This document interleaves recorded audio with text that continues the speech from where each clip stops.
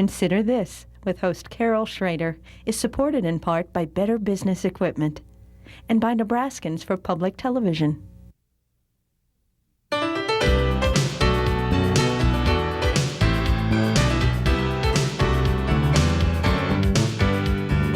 Consider This, a news and information program recorded on the campus of the University of Nebraska at Omaha. From the Fireside Lounge in the Milo Bale Student Center, here is your host, Carol Schrader. Hi, and welcome back to UNO. By the time we tape this show on Thursday afternoon, so you can see it Thursday night and on and off throughout the rest of the week, we still don't know who won the state of Florida. The recount continues at this hour. Bush's lead is declining, but by the time you see this, everything I say will probably be false, except for the fact that third parties made a dent in this most unusual election. And we're going to talk about third parties, their role both nationally and locally. My guest today, I'm very happy to have Andrew Sullivan. He is chair of the Libertarian Party in the state of Nebraska. They've been working locally more than nationally that you might have seen around here. And also Francis Mendenhall, who is the treasurer for the Green Party here in Nebraska. Thanks a lot for being with us. Boy, the Reform Party, when it made its big debut and was accused of sort of being the spoiler to the other George Bush years ago, looked like it was gaining momentum and giving third parties sort of a hope of, or maybe a plan or a route that they could follow so that they become more viable. But now you've kind of been trashed, particularly the Green Party the last few days. I don't consider it being trashed. I consider it the seeds of hope for the future. It's true we didn't get the 5% we hoped to give us a budget, but money has never been our strength, and we've always run on people power, and we still will, and we're not going away. And I don't think the American people would say that that third parties are undesirable. Everybody knows something's wrong. Everybody, and in their guts they know it. That's okay. Why Well, so many independents. And we want to talk about that. So many third parties that are registered, not just in the Greens, but there are a lot of third parties. The Libertarian has been around for quite a while. Yeah, and the part of a third party is to bring an issue to a light, to bring something forward, to bring matters and issues that are not being addressed by the current parties to the forefront. And by the current parties, we'll just kind of do a little poli-sci here, so help me out because I'm not a political scientist. Basically, we think in this country anyway that the Democratic and Republican parties represent opposite political ways of thinking, and we tend to think of them as left and right. That hasn't been the case so much since Clinton worked to move the Democratic Party more to a centrist position. Absolutely, and it's becoming so clear to everybody, and the reason why Nader's campaign just took off almost from the day he announced it in the hearts of people who were paying attention, and I'll admit that not everybody got it right away, but those of us who were paying attention to what's really wrong with this country and what's really sad about this country knew that it had been sold. It had been sold to the highest bidder at not just the levels of government and the way elections work, but every level you can think of, the environment, the way television works and commercialization of what is delivered, you know, unchecked to children, the way our food system and our agriculture works.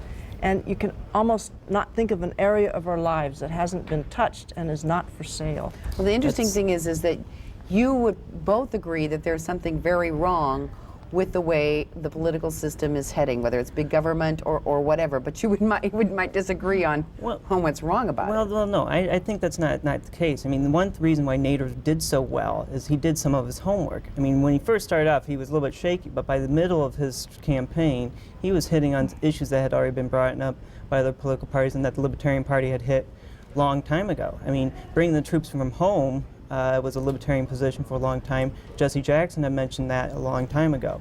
So has been mentioning the end of the war on drugs and corporate welfare. Those issues were brought to light over 10 years ago, but neither party addressed them. And when you hear on election night and hear people say, well, Nader has taken away votes from Gore, Well, they see only a segment of voters that went from Gore to Nader. What they don't tell you is a lot of people came out because of Nader, and a lot of people came out to vote for Gore because they were afraid of Nader. So those are the two factors in there, and when you consider those, it's not simply Nader taking votes from Gore. That's a mistake. The thing that I found interesting, being a member of the media, having been, well, I saw you when the AARP and the League of Women Voters held a health care forum for 2nd District congressional candidates. And your candidate, Mr. Graziano, was not allowed to be on this forum, Right. even though he was on the ballot. I mean, this is one I saw with my own eyes, and there was a very nice forum. League of Women Voters and AARP are very nice people, but what it sent home to me while he stood outside passing out flyers was that access, when and how do we give access, not just the media, but other organizations, to third-party candidates? The access to the presidential debates is probably going to be the lingering legacy of the Ralph Nader campaign. And, you know, he's threatened to sue them, and boy, nobody deserves it more than that Commission on Presidential Debates. People many times don't realize that it's not a pure system, that it's nobody we elected. It's a duopoly. It's run by the Democrats and Republicans who take lots and lots of corporate money from. It's all paid for. It's all paid for by corporate money, and you and I have no say in it at all. They paid no attention to the polls, which repeatedly revealed that everybody wanted Nader and Buchanan in the debates. Well, there's two aspects to that. I mean, one of the things that caused the Libertarian Party struggle, and the reason we've been around for nearly 30 years, is because we spent a long time repealing, removing, and gutting old laws that were literally preventing third parties from coming in existence. For the last 70 years, you've had laws on the books that kept third parties from emerging. And I suppose it was as a patchwork of laws around the country. Right. And the interesting thing is in California and here in the state of Nebraska, I mean, we have more presidential candidates on the ballot than ever on here. And part of that's because we've been improving the access. The problem now is trying to get the public, like the League of Women Voters and the AARP, to realize this is going to, the system has changed. And that's where the key factor is. When the Federal Election Commission holds a debate and says, no, we're only going to allow these two candidates in, and when the media decides, well, only Pat Buchanan and Nader stand a chance of getting federal matching funds, so we're not going to mention the other candidates, then there's a problem. You have to take a look at the system and tell people, look, the system is flawed. And you have to point it out to them and take it to court. And even by the standards of business, as my hero Ralph would always point out, you know, if there were only two products on the market, and that's all there was, and let's say a third product wanted to become competitive in the market, but it had to pass through this iron gate controlled by the two already in control, who would consider that reasonable or free by the standards of business? All right, let me play devil's advocate for a second. Let's say, and I don't feel this, Myra, but let me just. All right, we've got two primary candidates. By primary, I mean they belong to the two biggest parties, all right? And then we have the Libertarian, and we have the Green Party, and we have the Reform Party. I mean, those were candidates that we were at least, I think a lot of people were aware that there were candidates in those three parties. Okay, and we're going to have a presidential debate. Unless it's going to be 4 hours long, which the American public won't watch, we can't get all these people on. Now, I know that's when you watched in increased numbers when Ross Perot was included. Right. And it dropped off again when he was excluded. When you had Bush and Gore, it blurred and became bore. And the public didn't watch. It kind of did this year on Yes, it a did. lot of the issues. And here's the crucial part with that, is when you do that on the media standard, and they do that, and they say, well, the public doesn't want 4 hours of it, the public has been trained by all these laws of access, been trained, well, you go and vote for the winner. Us, Francis Mendenhall and I both understand that as third parties, it's not the point of winning. If you go to the ballot box and you got a choice of having cat food or dog food, are you going to show up to vote? No. You go home and you go get some steak or something else to eat. And that's what the public's being offered, cat food and dog food, and they haven't decided and they're told, choose the lesser of two evils. Lesser of two It's evils. sort of like if you were starving, you would definitely probably eat one of those. Right, if you're starving. And that's what we're trying to change, is trying to trying to change is show people there is ability to stop this cat food, dog food shoveling. The great thing about Nader, and I don't care what anyone says, the paralysis, he's literally slammed the machine shut as far as Gore and Bush. Their agenda items can't go forward. Neither one of these men is going to be able to step up as president and say he's got 50 plus 1% of the vote. And by doing that, Plus a Congress that's a lot more even now. are virtually identical, and so they have to really search and listen to the public what needs to be done, what does not need to be done. Well, I wish I could be so optimistic, and I thank you for the kind words for our standard bearer. But I think that had either Bush or Gore been elected, which by the time this airs, one will have been elected, that it's going to be the same. It's just going to be the same old, same old. The defense budget won't get cut. There will be no discussion about who controls this country, about the fact that the richest 1% own as much as the combined wealth of the bottom 92%, and they buy elections. There won't be any health care reform. 45 million of us will still be without health insurance. 10 million more since Clinton was elected. There won't be any change in the way we have acceded to the corporate idea of how trade ought to be. Well, and workers will still be stuck with other the third parties bottom of the barrel wages. may not even agree with that as the kinds of things that need to be done. But the question I want to pose to you is what now?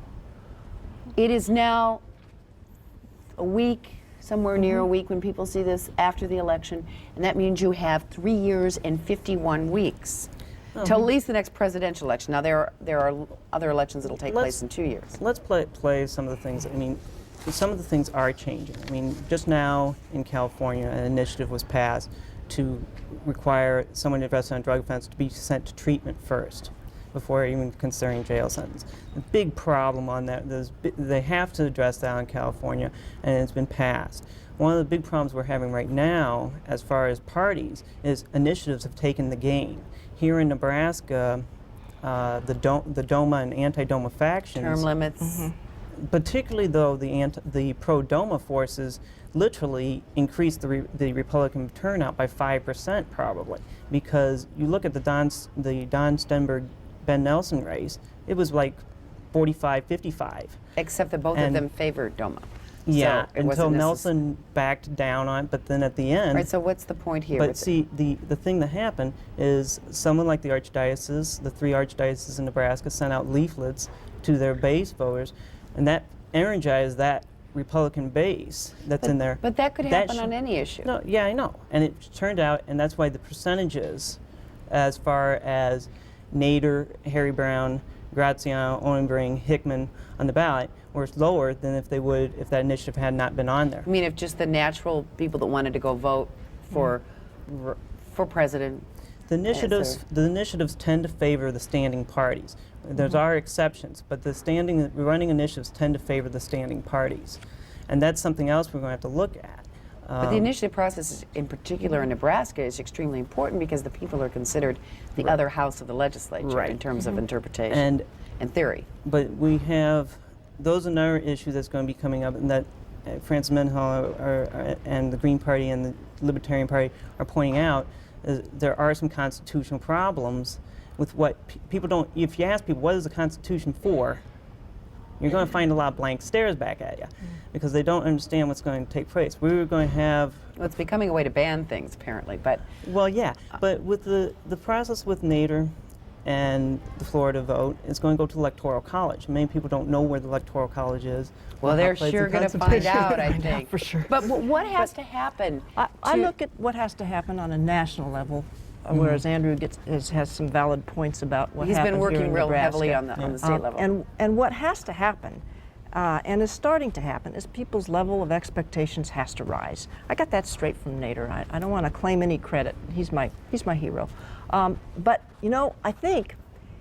What do you mean has to rise? In what respect? I mean, I think in general that'd be good for all people. They have to not settle for the lesser of two evils anymore. They have to be willing to do what they always ask their elected people to do, which is vote their conscience and not strategize and count and say, Whether well, it's if I Harry trade Brown with this or guy Ralph electronically, can we Nader. balance it off, or am I in a swing state? But just vote their conscience. I think that that Nader hoped that that had already happened when he threw his hat in the ring. And indeed, it was the right thing to do because, you know, you have to start where you got to start, and it was time to do it. And Well, 10% of the people of Alaska 10% voted of the for him. people of Alaska voted for him and didn't buy the lesser of two evils scare tactics from the Gore camp. The public has. But it hasn't got to the point where they really understand that it's okay to have raised levels of expectations and to act upon it. And that's the work that we have ahead of us as a Green Party. And as a Green Party in Nebraska, you know, whether we're on the ballot or not, we can address that, and I think that's where we're going to be going. The thing is, people have expectations like initiatives of working on initiatives. They can see a win and vote on it. When it comes to political parties, what we have to do is literally show people what a third party can do and bring an issue to light. Also, the problem that we're facing But as far as campaign laws, though, I'll give you an example, and this is what caused a lot of problem for the Libertarian Party. You have a filing fee for a congressional candidate that's well over $1,000. Well, how much can you give to a congressional campaign? You're limited, capped at $1,000.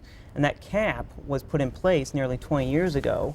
And if you adjust that for inflation, you know, the money dries up. You can't get that type of money for a campaign to run because people are limited by how much they can donate. Oh, but you can So get the problem a lot of is, people to is donate public $10. funding of No, public no. campaigns. Okay, But- I don't want to get into issues, though. But so the try thing to is- stick to the point as to how it relates to. But the thing is, people want something that they want a campaign that they know is going to win. We've come across this problem with trying to now- get candidates running, and you come across they want to see change take place, but they need to know that it's going to work. When you talk, And that's called the bandwagon effect. People But- want to vote or be with something that's going to win. That's a very natural tendency. but even then, a lot of people, when it comes to like the Don Stenberg, Ben Nelson race, or I mean, even here in Lee Terry's race, they'll take a look at, and I've heard someone tell me, well, Jack Graziano can't win, and I says, well, neither can Shelley Keel, so you're going to vote for Lee Terry, right?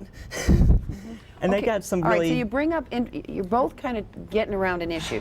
You're saying that people's expectations need to rise to the occasion. In other words, if they're to where their beliefs really are, their belief structure is. And you're in a sense saying that people need to rise to the occasion of not being sucked in by having to go with the winner. In other words, we have to vote our conscience. We have to look for something that fits our individual set of beliefs better. And then there's also one other aspect. We have to demand what we want. We have to learn to be a servant, demand what we want. The thing with But media we'd coverage. rather sit home and complain. Yeah, but the media coverage, for instance, a lot of people complain about it. Well, how many of them actually called up a television station and asked, well, why didn't you mention this event? Or why didn't you cover this candidate? Why wasn't this candidate part of the debates?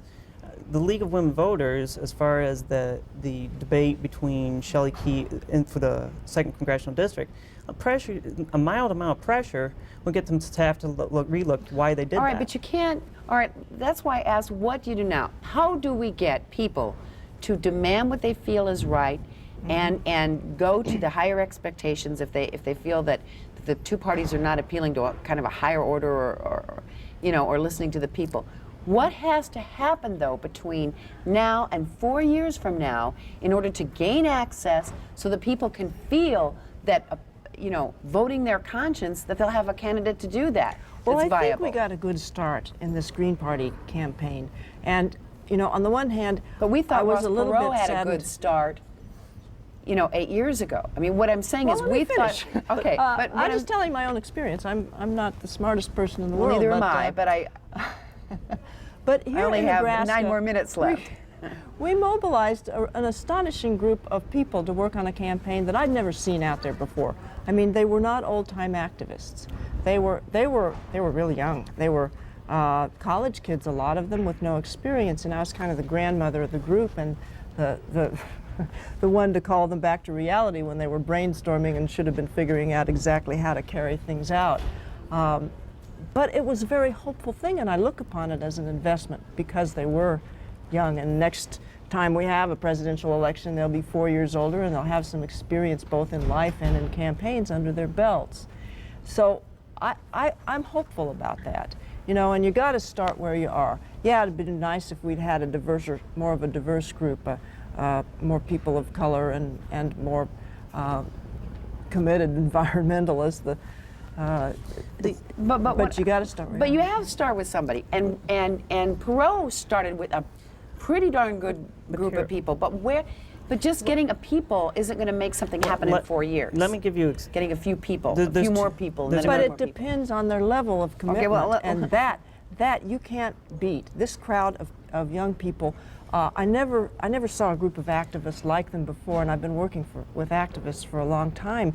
You know, you'd give them a task, or maybe they'd think it up themselves, and they'd try, and it didn't work the first time, and maybe we're not communicating here. I'm not communicating right. Here's the thing we need to do. The thing that needs to happen is you need the Jesse Venturas that are out there that actually have done this stuff. They've already convinced the public that something can be done. The thing is finding out where those things can be done. And the public knows that those options are out there. They're looking for them. But I think the main problem... The reason Jesse Ventura went from 8% to getting elected is because he got in the debates. Yeah. So right, okay, that's what I'm... Can we address the things that need to be done physically, technically? I mean, we all have to say that you need really committed people with passion and fire in their bellies, or you ain't going nowhere. Okay, beyond that, what needs to be done to open the process to third-party candidates in 3 years and 51 weeks? Instant runoff voting. Instant runoff voting is an Australian model of election, organizing elections so that you get not just a first choice, but a second and a third.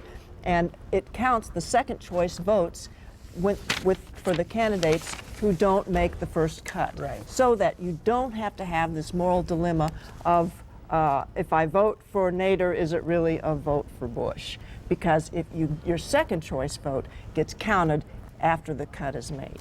What happens, you end up fighting the political system on that too.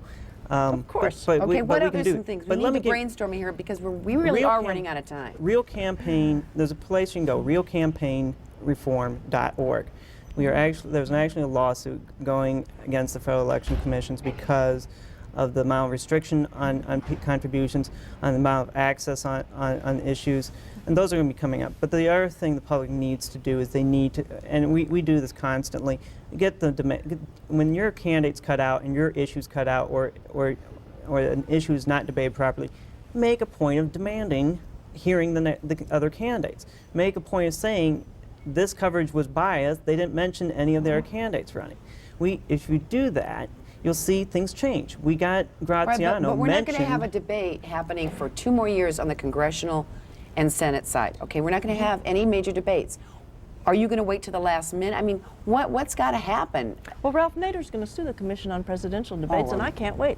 Well, all right, that's something to do. There are lawsuits out there, and you're going to see those. But what if I told you that? But it can't happen just in the courts. It has to come out from the viewer that's looking at us here. Okay, it has to come from them. If they don't want it, it's not going to happen. Okay, if they call up a TV station or the Presidential Commission on Debates right now, doesn't mean anything because that's not their problem. Their whole different set of people will be in charge in 4 years. All they have to do is if they stay in touch with the political party, these third parties that we have, and pay attention to them and listen to them. We do this. We inform our people that stay in contact with us. What can we do? And we tell them, well, we were cut out of this debate.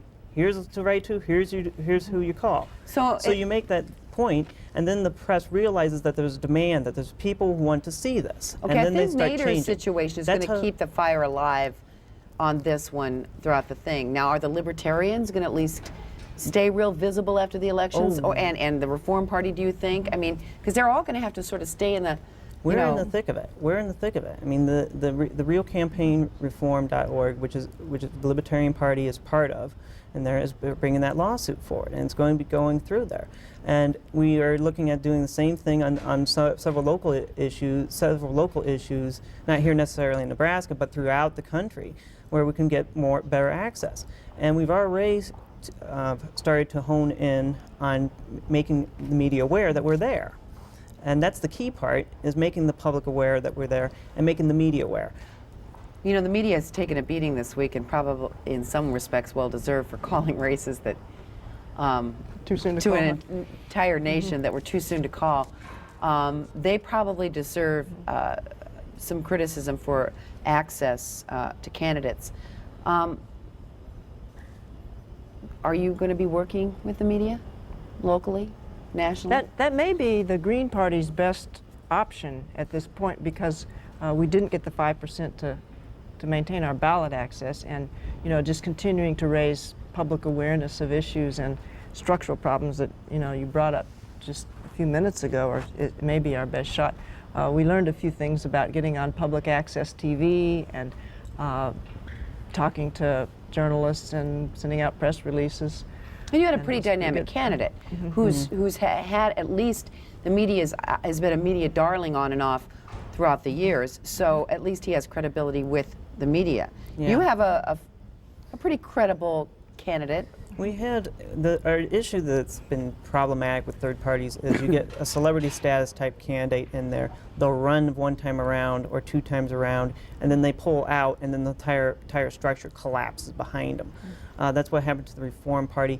The Green Party is at risk for that as well. The Libertarian Party, we've nominated pretty consecutively a new candidate each time, and Harry Brown was the exception. So you're sort of the slow but steady wins the race kind of approach. We have a very good infrastructure as far as a party. We are on the ballot in all 50 states. Technically, you're the third largest party in the country, isn't that As right? In far terms as of registered voters and in contributors. But we're the fastest growing. And we'll see what happens with that. It'll be interesting to see what happens with it, because there are some tactics we've learned this time around that are going to work much better for us in the future. Okay, we've got 30 seconds each for you. If you were going to do one thing in the next year that you were going to commit to get done and see happen, what would it be? Francis? I would hold the Democrats' feet to the fire because they lost a race by themselves, and they used Ralph Nader as a scapegoat. And I hope that they will never again, first of all, take it for granted that a third party can't raise its issues and compete for votes on issues, and that we have the right to do that, and that they are really making themselves look bad and be bad by using fear tactics at the end of the race. Andrew?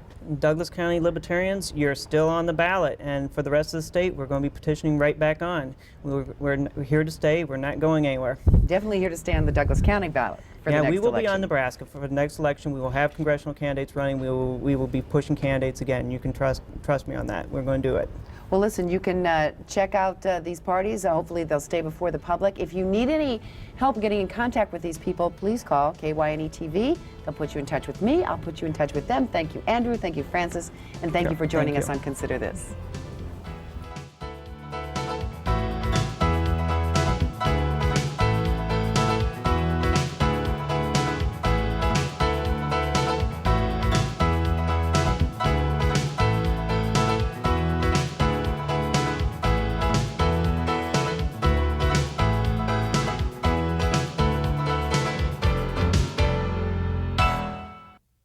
Consider This, with host Carol Schrader, is supported in part by Better Business Equipment and by Nebraskans for Public Television.